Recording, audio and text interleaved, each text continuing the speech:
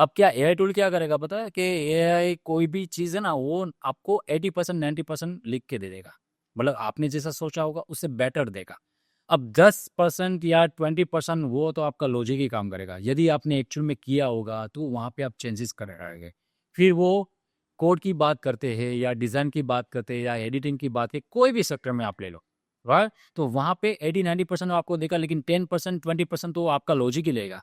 तो कई बार ऐसे भी क्वेश्चन होता है ना कि ये अपनी जॉब ले लेगा, नहीं किसी की जॉब नहीं लेगा, वो सिर्फ टास्क लेता है हर बार, राइट? वो टास्क लेगा, टास्क के हिसाब से काम करेगा, लेकिन लास्ट आउटपुट तो आपको ही देना पड़ेगा। मतलब किस तरीके से आपकी रिक्वायरमेंट है, तो रिक्वायरमेंट के बेस पे वो वेरी होता है। ओके, मतलब एक सिंपल बात है, जैसे अब मैंने एक बेसिक लेमैन के समझने के लिए मैंने प्रॉम्प्ट देके ईमेल तो लिखवा लिया, हम्म। बट वो क्या ईमेल सही है नहीं है, हम्म। वो तो तभी आ पाएगा ना अगर मुझे बेसिक इंग्लिश आती होगी। हम्म।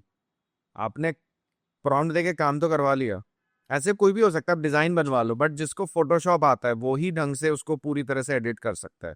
मतलब बेसिक अंडरस्टैंडिंग पहले होनी मतलब चाहिए। क्या हुआ कि प्रॉम्प्ट लिखा आपने, प्रॉम्प्ट के हिसाब से आपको डिजाइन दे दिए, लेकिन जो मैं चाहता था, जो मेरे दिमाग में चल रहा था, जो मेरा लुक था, मेरा फील था, वो एक्चुअल में नहीं आया। हाँ, तो मतलब उसने 90% 80% दे दिया। अब वहाँ पे टेक्स्ट चेंज करना, ये लोगो वहाँ से वहाँ यहाँ पे उठा के रखना, राइट? और थोड़ा शेडिंग देना, तो that is the manual work हो गया वहाँ पे। तो जो मतलब आपका एफर्ट था, जो 90% 80%, वो तो उसने दे दिया। करेक्ट। है, तो ये आपका यूटिलाइज है। मतलब कहीं भी ये भी होता है कि एआई वरदान भी है आपके लिए, लेकिन इसका सही यूज कर पाओ तो। राइट। एक और चीज है, अभी जैसे सी मार्केट में हर तरह की, इसको हम न्यूज भी कह सकते हैं, अफवाहें भी कह सकते हैं, मिसकंसेप्शन भी कह सकते हैं, हर चीज होता है, ऑनलाइन वर्ड है, ऑब्वियसली। सबको अधिकार है अपनी बातें रखने का। अब जैसे आता है कि लोगों की जॉब जा रही है, hmm. Coders, not just in India, abroad लोगों की जॉब जा रही है, या फिर जिस कंपनी में 10 लोग काम करते थे 5 लोग काम करते हैं। Is it because of the technology? Is it because of AI? या फिर टेक्नोलॉजी इतनी एडवांस हो गई है कि अब उनको सिर्फ उतने ही लिमिटेड स्किल्ड लोगों की जरूरत है? वेल, जॉब तो जाएगी, पर उन लोगों की जाएगी कि जो एआई टूल या मतलब स्किल्ड नहीं है, उसका यूज सही यूज करना नहीं चाहते। आप रूटीनली जो काम कर रहे हो इस हिसाब से करोगे तो ऑब्वियसली आपकी जॉब जाएगी, क्योंकि अभी सबको स्पीड वर्क चाहिए, राइट? क्वालिटी वर्क चाहिए।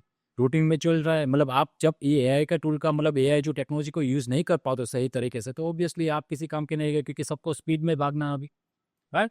तो वो सही, अभी क्लाइंट भी क्या मांग रहा है, जो हम प्रोजेक्ट करे 6 महीने में हो रहा था, बाकी कंपनी पूछे तो 2 महीने में कंप्लीट करके दे रहा। किस हिसाब से दे रहा? तो एआई टूल के हिसाब से दे रहा। मतलब तो मतलब एक्सेलरेट कर दिया। या ऑब्वियसली प्रोडक्शन बढ़ा, लेकिन जो दिमाग होगा तो अपने ही होगा ना भाई। हम्म। यदि वो सही तरीके से यूज करवाए तो आपके जो प्रोडक्शन है लेवल, वो स्पीड अप में बढ़ सकेगा। आप जल्दी डिलीवर करो और परफेक्टली डिलीवरी कर सकते हैं वहाँ पे, वो भी एररलेस। बहुत सारा मतलब एरर वहाँ पे निकल जाती है। मैन्युअल में काम करो तो बहुत सारे, मतलब ये एक छोटा सा टास्क लिखा तो वहाँ पे 10 सिनारियो वापस क्रिएट हो गए। इतना तो माइक्रो लेवल पे सोचा ही नहीं होगा कभी भी। तो ये सभी चीज़ें मायने रखती है। तो मतलब सबसे पहले अपने फंडामेंटल्स क्लियर होने चाहिए, ऑब्वियसली हैंड्स ऑन एक्सपीरियंस होना चाहिए, फिर आप एआई, बट एआई भी जरूरी है एक हिसाब से। बहुत ही ज़रूरी है, लेकिन उसका सही टाइम पे है, राइट। पहले नहीं। जब आप लर्निंग करो तब उसका लर्निंग के लिए यूज़ करो, कोड जनरेट के लिए नहीं। पहली बात ही। मतलब जैसे जो basic HTML, if I am not wrong, hmm. मतलब जो बेसिक एचटीएमएल तो हर किसी को आना ही चाहिए, उस पे ऑब्वियसली। आप एक्सपर्टीज करते हो, फिर और लैंग्वेजेस पे आप कमांड करते हो, जो भी अलग अलग प्रोग्रामिंग। समझ लीजिए कि आपको बैकएंड में लर्निंग करना है, समझ लो पीएचपी या पाइथन कुछ भी है, then you must have to start from the very best, like HTML CSS. Right. वो समझ में आता है तो आप एडवांस में जेएस में जाओ, वो समझ में आता तो फ्रंट एंड या फिर बैक एंड में जाओ। इस हिसाब से आपको आपका वर्क फ्लो बनाना है। डायरेक्टली आप जंप लगा दोगे तो नीचे क्या हो रहा है पता ही नहीं है आपको। तो चेंजेस कहाँ पे आएंगे? वो तो ग्राउंड लेवल पे ही आएंगे ना, करेक्ट। राइट? तो लॉजिकली वहाँ पे चीज़ होगी। अब एआई आपको बना के देगा, वो तो डायरेक्टली पुट कर देगा। अब चेंजेस करना हो तो डाउन में जाएगा ना। कोई भी फ्रेमवर्क पकड़ लो आप, कोई भी बैक एंड का या फ्रंट एंड का कुछ भी, राइट? तो आपको बेस तो पता होना चाहिए ऑब्वियसली।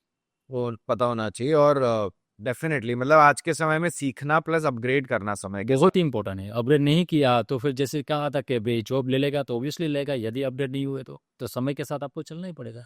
तो जिस तरह से ये मार्केट जा रही है ओवरऑल, जिस तरह से टेक्नोलॉजिकल डेवलपमेंट्स हो रही है, उस हिसाब से ये 4 4 साल 5 5 साल के कोर्स करते हैं, फिर तो ऐसा लगता है ना कि अभी ऐसा लगने लगा है कि आज जो हम सीख रहे हैं वो कुछ समय बाद ऑब्सोलीट हो जाएगा, उसकी जरूरत ही नहीं होगी।